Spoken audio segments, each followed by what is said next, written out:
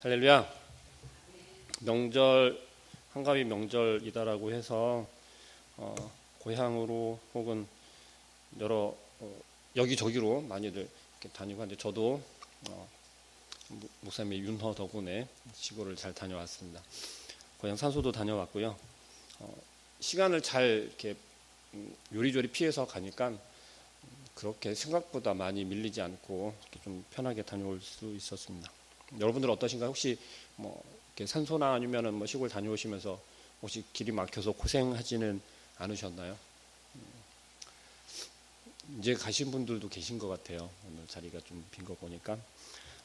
그런데 명절하면 꼭 떠오르는 것은 우리가 시골에 내려갈 때 고민을 하면서 내려가게 됩니다. 어떤 고민들을 하죠? 저 같은 경우는 당장 닥쳐 있는 현실의 고민이죠.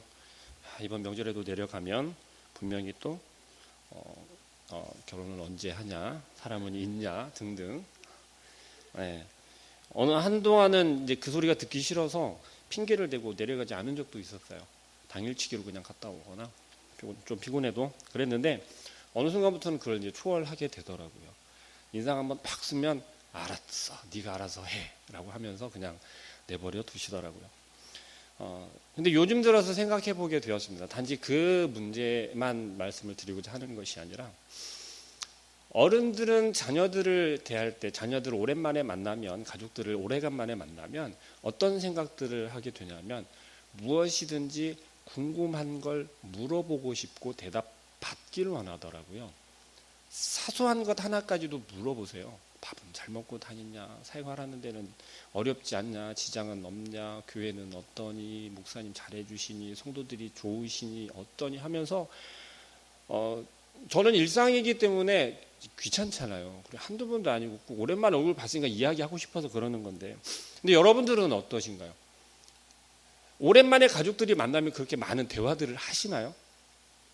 맨날 보는 얼굴인데 무슨 대화를 해. 그냥 알아서 그냥 쉬는 날이니까 좀 쉬지. 고향 안 내려갔으면 야 오랜만에 시간이 남는데 좀 자자, 혹은 좀 푹 쉬자, 그런 생각들, 말씀들 많이 하지 않으신가요? 명절이기 때문에 제가 이 이야기를 말씀을 드리는 것이 아니라, 우리가 함께 오늘 본문 말씀을 읽어야 되는데, 이 말씀이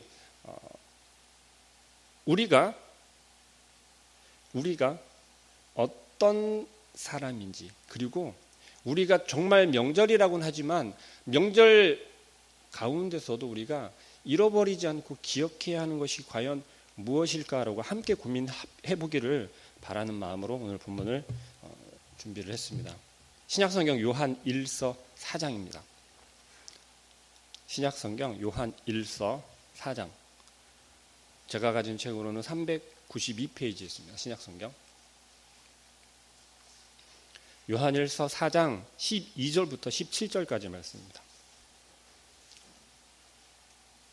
12절부터 17절 말씀. 다 찾으신 줄 알고 함께 봉독하도록 하겠습니다. 12절입니다. 어느 때나 하나님을 본 사람이 없으되 만일 우리가 서로 사랑하면 하나님이 우리 안에 거하시고 그의 사랑이 우리 안에 온전히 이루어지느니라. 그의 성령을 우리에게 주심으로 우리가 그 안에 거하고 그가 우리 안에 거하시는 줄을 아느니라. 아버지가 아들을 세상의 구주로 보내신 것을 우리가 보았고 또 증언하노니, 누구든지 예수를 하나님의 아들이라 시인하면 하나님이 그의 안에 거하시고 그도 하나님 안에 거하느니라. 하나님이 우리를 사랑하시는 사랑을 우리가 알고 믿었노니, 하나님은 사랑이시라. 사랑 안에 거하는 자는 하나님 안에 거하고 하나님도 그의 안에 거하시느니라. 이로써 사랑이 우리에게 온전히 이루어진 것은 우리로 심판날에 담대함을 가지게 하려 함이니, 주께서 그러하심과 같이 우리도 이 세상에서 그러하니라. 아멘. 요한일서 4장 말씀에 보면 사랑이라는 단어가 굉장히 많이 나옵니다.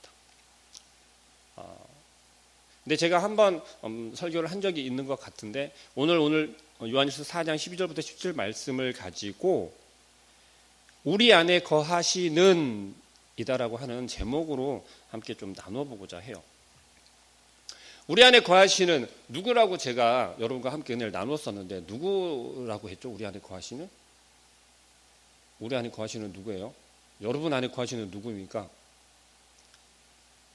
또 이제 대답을 잘 못하시죠. 네, 성령님이라고 대답하셔도 좋고요, 예수님이라고 대답하셔도 좋습니다. 왜요? 예수님이신 성령님께서 우리 안에 거하고 계시니까요. 그분은 누구예요? 하나님이시잖아요.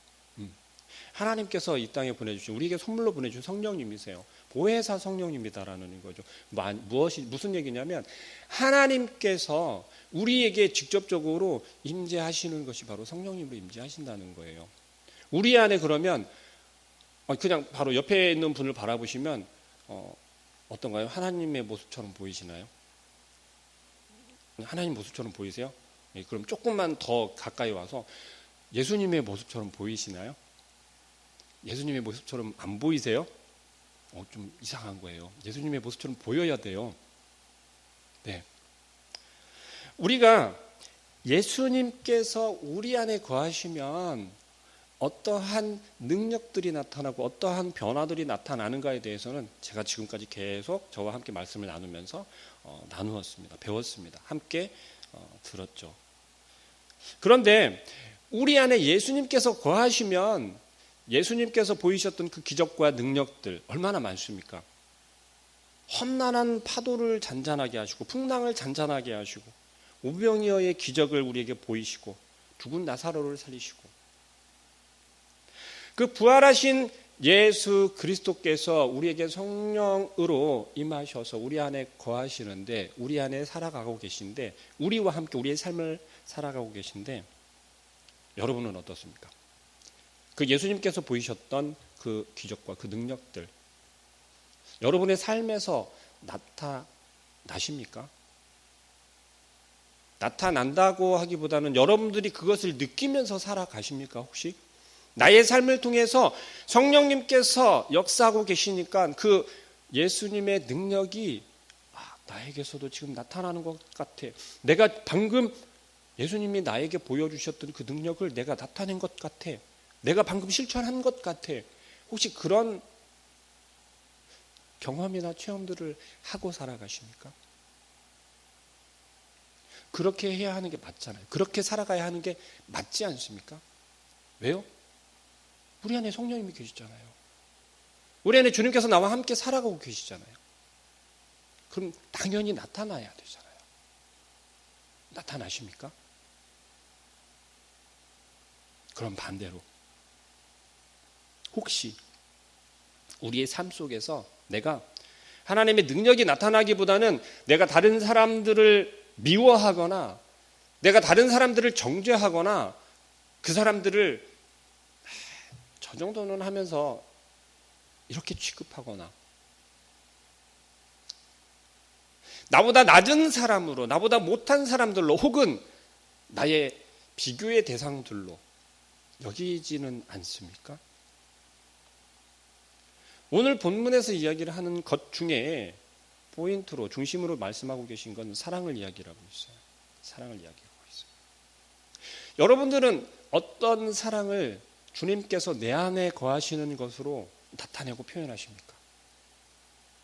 그저 불안한 이웃을 도와주고 내가 좀 능력이 되니까 물질로 도와주고 마음으로 그냥 기도해주고 그러한 사랑을 이야기를 하십니까?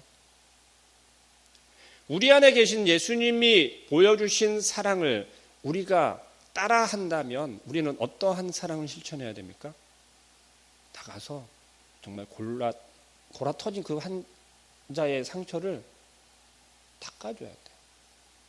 발을 닦아줘야 되고 신을 신겨줘야 되고 나의 옷을 벗어서 입혀줘야 돼요.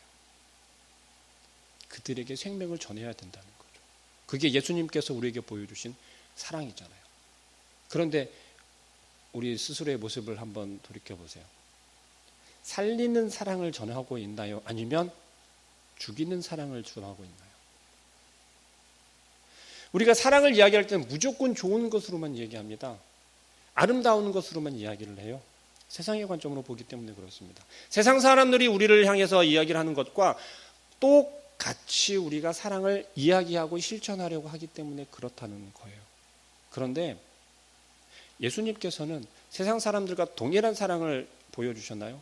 실천하셨나요? 가르치셨나요? 그렇지 않거든요. 주님께서 이 땅에 오셔서 보여주시고 실천하신 사랑은 뭐냐면 세상 사람들이 이야기하는 그러한 것들이 아니었어요. 눈에 보여지기 위해서 내가 이렇게 이 사람을 내가 도와줬어. 내가 이 사람에게 내가 정말 내 물질을 헌신했어. 그런 것이 아니라 보이지 않는 곳을 예수님께서는 보셨어요. 그리고 그곳을 직접 찾아가셨다는 거예요. 다른 사람들은 그들은 죄인입니다. 더러운 사람들이에요. 더러운 자들이니까 가까이 하면 안 됩니다라고 할 때 예수님께서는 세상에 그런 사람은 없다라고 이야기하셨어요. 그리고 그들에게 가셨어요. 직접 가셨다라는 거예요. 우리는 어떻게 하죠? 누군가 할 거야. 난 지금 좀 바쁘니까 이거 하고 저 사람이 분명히 할 거야. 저 사람 간다고 했어. 그러니까 내가 그 편에 조금 이렇게 도와주면 돼. 보태주면 돼. 물론 이렇게 도와주는 것만이 사랑은 아닙니다.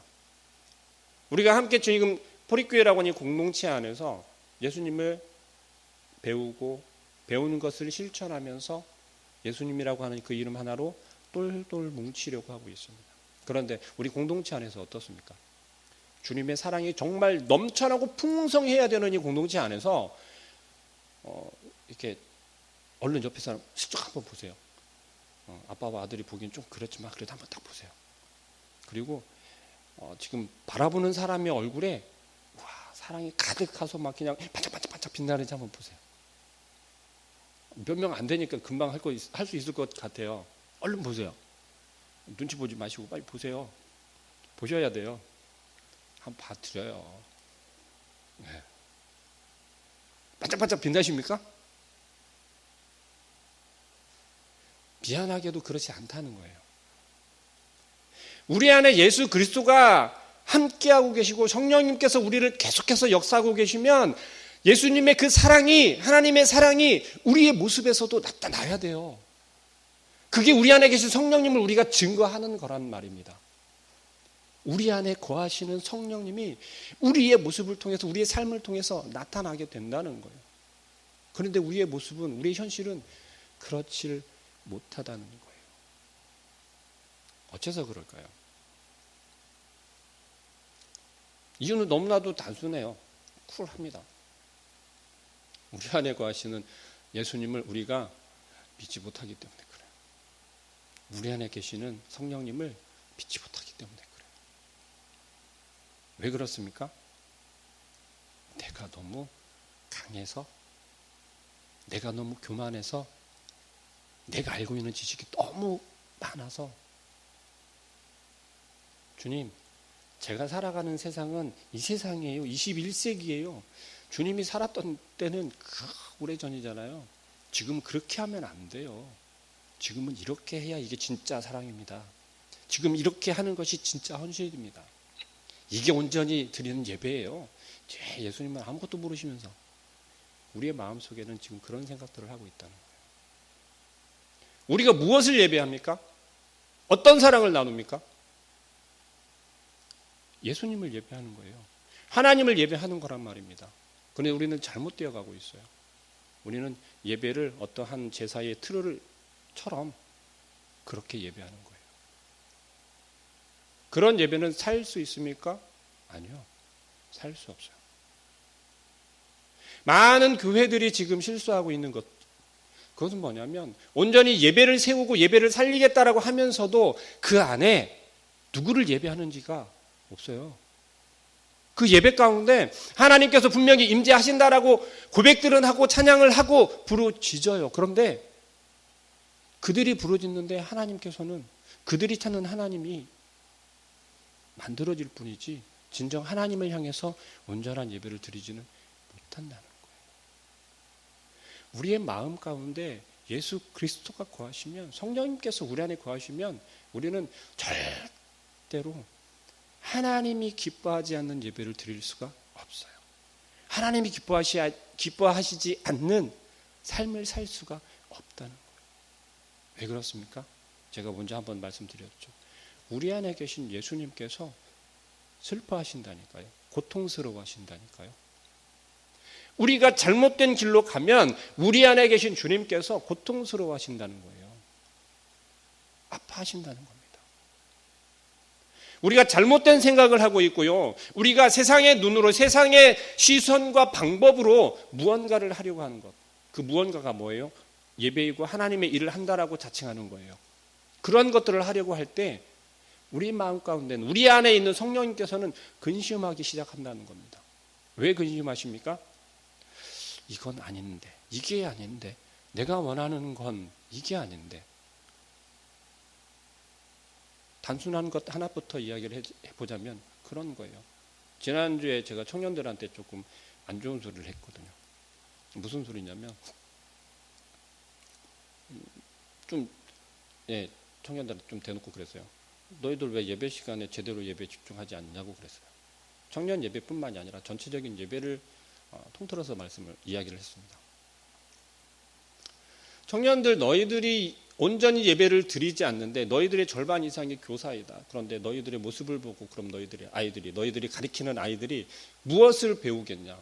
너희들 나이가 되었을 때 너희와 똑같이 행동할 것이다. 너희와 똑같이 예배 드릴 것이다라고 제가 좀 나무랬어요. 여러분들 좀 뜨끔하지 않으십니까? 우리 청년들이 그렇게 된 것은요, 죄송하지만 우리 어른들이 그렇게 방치한 것과 다름이 없어요. 그러면 그때 당시 우리들의 마음속에도 어떤 것이 있었냐면 하나님을 온전히 예배하고 예배는 온전히 드려야 된다는 것은 분명히 알고는 있는데 그게 하나님께서 원하시는 온전한 예배인지 아니면 세상 사람들이 예배는 이렇게 드려야 되라고 만들어 놓은 그것인지를 온전히 구별하지 못했다는 거예요.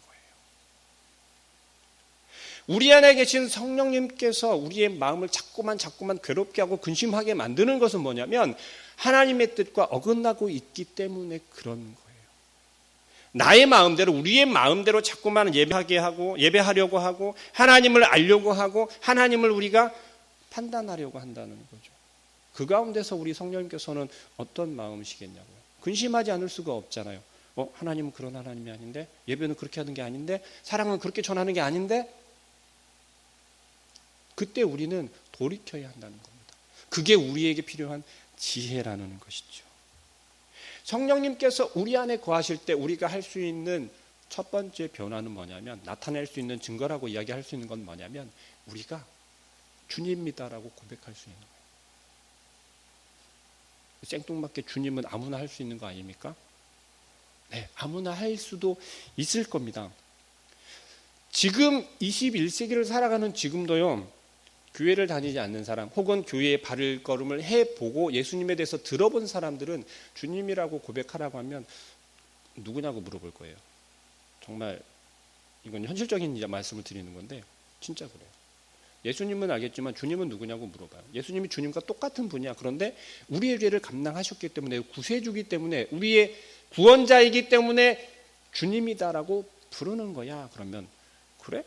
그건 좀 아닌 것 같은데? 라고 답변을 할 거예요. 이건 제가 나누어 보았던 경험에서 말씀을 드리는 겁니다. 그러면 어떤 사람이 주님이라고 고백할 수 있냐고요?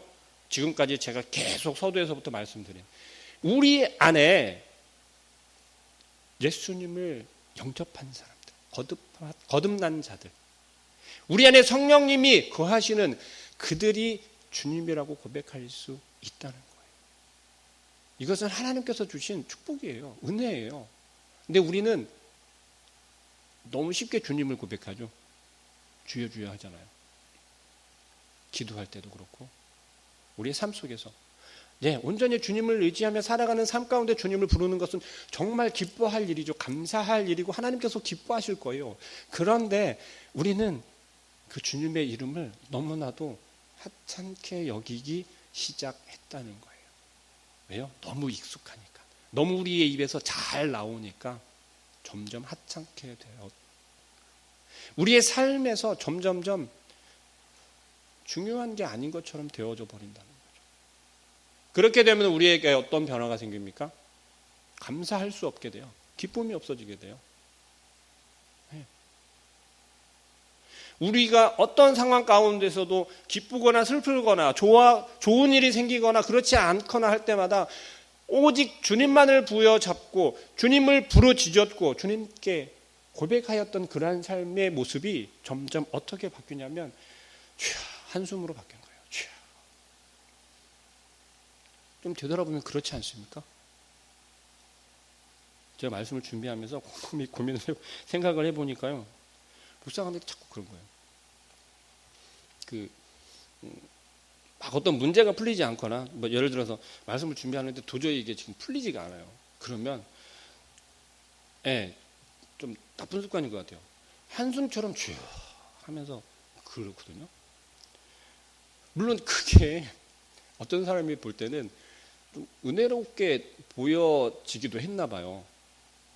왜냐면 그런 소리 들었거든요. 이 전도사는 말씀 준비하면서 주님을 그렇게 부르는 게 참 은혜가 되나 봐. 그래요. 속도 모르면서. 근데 우리의 삶에서 실제로 그런다는 거예요. 우리가 일이 잘 풀릴 때는 아싸 하는데 정말 기도로 준비한 일이 막 이루어질 순간까지 갔다가 그게 탁 엎어졌어요. 우리 당장 어떤 생각하나요? 그렇죠. 한숨 섞인 주님을 부르잖아요. 그죠? 그건 뭐예요? 다른 말로 주님을 원망하는 말이라는 거죠. 주님을 원망하는 거예요.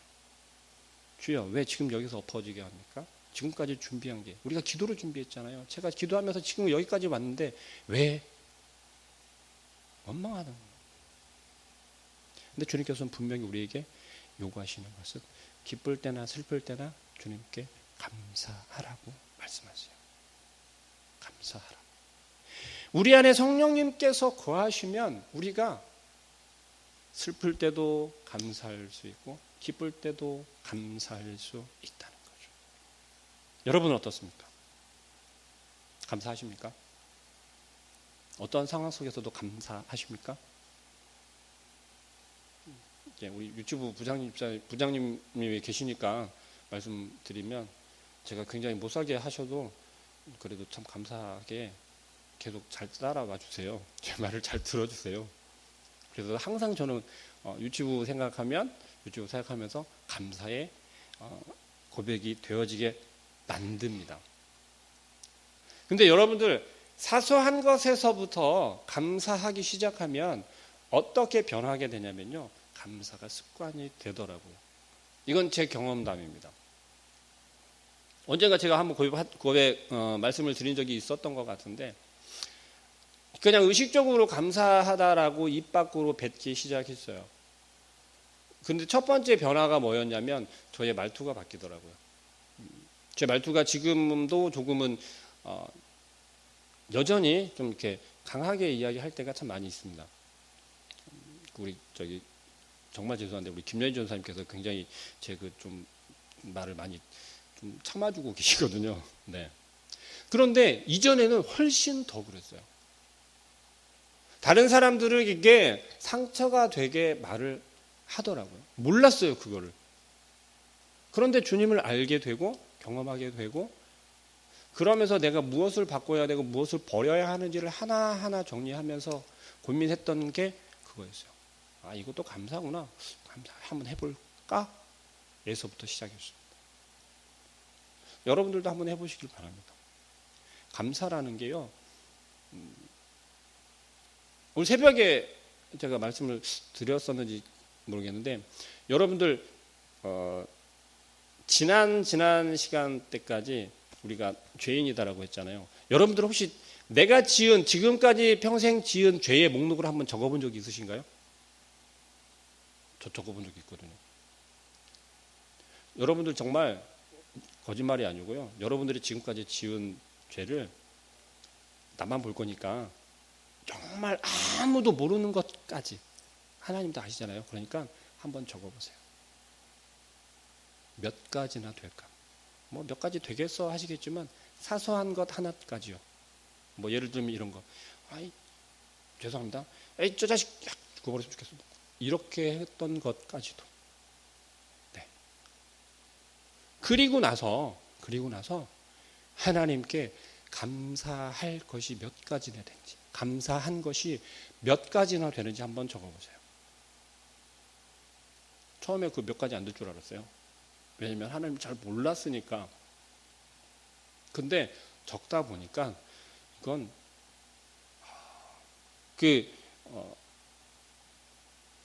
죄의 제목과 감사의 제목이 그렇게 비례할 줄은 몰랐어요. 진짜로. 한번 해보시기 바랍니다. 여러분들의 나의 신앙을 점검할 수 있는 좋은 방법이 될 수도 있습니다.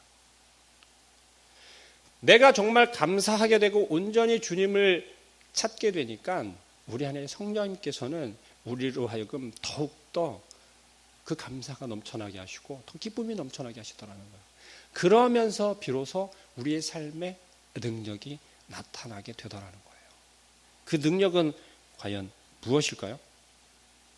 막 예수님이 하셨던 것처럼 사람을 살리는 능력일까요? 아니면 막 풍랑을 잔잔하게 하고 지금 내일부터 비가 오기 시작한다라고 하는데 비야 물러가라 이렇게 그런 능력일까요? 정말 은혜롭게도요. 하나님께서는 우리에게 살리는 은혜를 주셨어요. 살리는 능력을 주셨어요. 안 믿어지시죠? 내가 살리는 능력을 가지고 있다는 거. 한 번이라도 내가 살리는 능력을 가지고 있다고 생각해 본 적이 있으신가요? 없으시군요. 하나님께서는요, 우리에게 무엇까지도 허락하셨냐면 하나님의 모든 것을 우리에게 허락하셨어요. 왜요? 우리는 상속자니까. 하나님의 아들이니까. 하나님의 아들이란 말이에요. 하나님의 모든 은혜의 능력이 우리에게 주어졌어요. 근데 우리는 그 능력을 온전히 나타내지 못하고 누리지 못하고 사는 건 왜 그래요? 우리가 그만큼 작기 때문에 그런 거예요. 우리가 그만큼 하나님을 온전히 의지하지 않고 적당히 의지하기 때문에 적당히 믿는다고 표현하는 게 더 맞겠네요. 필요할 때는 끄집어내고 필요 없을 때는 내 힘으로 그냥 하고. 그런 삶에 정말 하나님의 능력이 나타나겠습니까? 우리가 하나님께 받은 그 은혜대로 살아갈 때 우리의 삶에서는 살리는 능력도 나타나게 되는 거예요. 사고가 나가지고서 막 장이 파열되고 그런 사람들 우리가 살리는 능력이 있겠어요? 제가 말씀하시는 요지를 잘 이해하셨으면 좋겠어요. 오늘 본문 말씀에 그렇게 이야기하잖아요. 12절 말씀입니다. 어느 때나 하나님을 본 사람이 없을 때 만일 우리가 서로 사랑하면 하나님이 우리 안에 거하시고 그의 사랑이 우리 안에 온전히 이루어지느니라 라고 말씀하세요. 우리가 온전히 그 하나님을 의지할 수 있고 우리 안에 거하시는 그 성령님을 우리가 온전히 믿을 때, 의지할 때 우리 안에서 하나님의 사랑이 온전히 어떻게 된다고 그랬어요? 이루어진대요. 하나님의 사랑은 죽이는 걸까요? 살리는 걸까요? 살리는 거잖아요. 그저 손을 내밀어서 잡아주기만 하는 것이 아니라 그 잡아줌을 통해서 그 사람을 살리는 일이 된다는 거예요. 우리가 먼 발치에서 바라보면서 소리로만 응원을 해주는 것이 아니라 그곳에 직접 찾아갈 때, 나아갈 때, 그곳에 함께 거할 때 하나님의 사랑이 이루어진다는 거예요. 그게 하나님께서 우리에게 주신 사랑이라는 겁니다. 그 하나님께서는 우리를 어떻게까지 허락해 주셨냐면 하나님을 아버지라고 부르기까지 만들어 주셨어요. 하나님을 우리가 아버지라고 부른대요. 아빠 아버지라고 부른대요. 우리 부모님을 부를 때 뭐라고 부르죠? 아버지라고 부르잖아요. 저는 초등학교 졸업하면서부터 아마 부모님을 아빠 엄마라고 부르지 않고 아버지 어머니라고 불렀던 것 같아요. 그때부터 여전히 지금까지. 조금 정념이 떨어진다고 생각하시는 분들이 계실지 모르겠는데 그랬어요. 좀 굉장히 엄하게 그렇게 하셨던 것도 있고, 네. 저희 집안이 아들이 좀 막대했거든요. 그래서 말을 잘 들었어야 돼요. 어디 나가서도 마찬가지였고요. 그런데 성경에서 이야기하는 아버지라고 하는 이 표현은요, 어떤 거냐면 우리가 아빠 아빠 하고 부르는 것처럼 하나님을 부를 수 있게 허락하셨다는 거예요. 우리가 그런 아들이 되었다는 거예요. 하나님의 자녀가 되었다는 거예요. 이게 기쁜 일이 아닙니까? 이게 전혀 기쁘지 않다는 건 딱 하나의 이유밖에 없어요. 우리가 아직 주님을 만나지 못했다는 거죠. 우리가 주님을 알면, 우리가 주님을 우리 안에 모시면 예수님께서 우리 안에 거하시고 우리 안에서 나와 함께 지금 살아가고 계시다면 하나님을 아버지라고 부를 수 있는 그 은혜는요, 세상의 그 어떤 것보다도 큰 은혜이고 선물이 된다는 것을 알 수 있어요. 근데 그 감격을 느끼지 못하고 그 감격을 알지 못한다는 건, 깨닫지 못한다는 건 아직까지 우리 안에 온전히 주님께서 거하지 못한다는 거예요. 우리의 마음을 비우고 우리의 생각을 버리지 않는 이상 주님께서는 우리 안에 그 성령님을 계속해서 보내주고 계시고 계속 부어주길 원하고 계신데도 들어올 수가 없는 거예요. 믿지 못하는 자가 어떻게 그 주님을 영접할 수 있겠어요? 믿어야 한다는 겁니다. 온전히 그 주님을 의지해야 한다는 거예요. 고린도전서 12장 12절 말씀에 우리가 세상의 영을 받지 아니하고 오직 하나님으로부터 온 영을 받았으니 이는 우리로 하여금 하나님께서 우리에게 은혜로 주신 것들을 알게 하려 하심이라라고 말씀하세요. 하나님께서 주시는 영, 예수 그리스도께서 약속하신 그 성령, 보혜사 성령님이 우리 안에 계실 때 하나님의 존재에 대해서 온전히 알 수 있고 하나님을 온전히 바라볼 수 있고 하나님께서 주시는 그 은혜를 하나하나 우리가 깨달을 수 있게 된다는 거예요. 우리 마음 가운데 있는 세상의 그 어떤 방법들요, 좋은 것들요, 우리를 한순간은 행복하게 해줄 수 있어요. 한순간은 기쁘게 해줄 수 있어요. 근데 어떻습니까? 그게 계속 가던가요? 정말 지속되던가요? 영원할 것 같던 것들이 영원하던가요? 그렇지 않다는 거예요. 그런데 우리에게 보내주신 성령님께서, 하나님께서 주시는 그 은혜를 알게 하고 깨닫게 해주시니까 우리는 어떤 기쁨을 가지고 살아가냐면 영원한 저 천국에서 하나님과 함께 할 것을 바라보게 돼요. 이 땅에 썩어질 것이 아니라 영원한 생명을 우리에게 주셨다라고 하는 그 감격으로 우리가 감사하게 된다는 거예요. 근데 그 감격으로만 끝나는 것이 아니라, 그 감사로만 끝나는 것이 아니라 이제는 내 주위에 있는 사람들을 바라보게 되는 거예요. 그게 하나님께서 우리를 사랑하신 사랑이라는 거예요. 어떤 사랑이요? 저 사람도 알아야 되는데, 저 사람도 알아야 되는데, 내 친구도 알아야 되는데, 내 부모님도 알아야 되는데. 무엇을요? 하나님의 사랑을.